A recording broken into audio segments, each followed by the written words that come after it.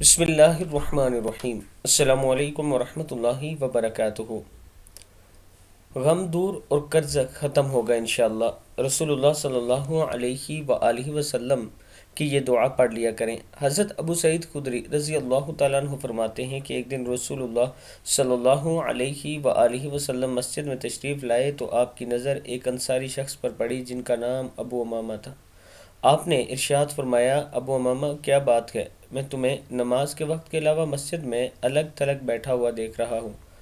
حضرت ابو امامہ نے عرض کی، یا رسول اللہ صلی اللہ علیہ وآلہ وسلم، مجھے غموں اور قرضوں نے گھیر رکھا ہے۔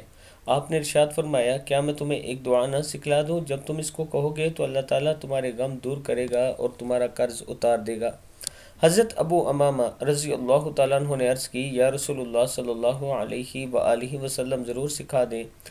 آپ صلی اللہ علیہ وآلہ وسلم نے ارشاد فرمایا، صبح و شام یہ دعا پڑھا کرو، اللہم انی اعوذ بک من الہم والحزن واعوذ بک من العجز والکسل واعوذ بک من الجبن والبخل واعوذ بک من غلبۃ الدین وقہر الرجال۔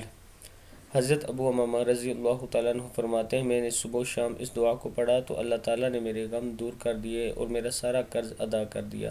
اللہ تعالیٰ ہم سب کو اس پر عمل کرنے کی توفیق دے۔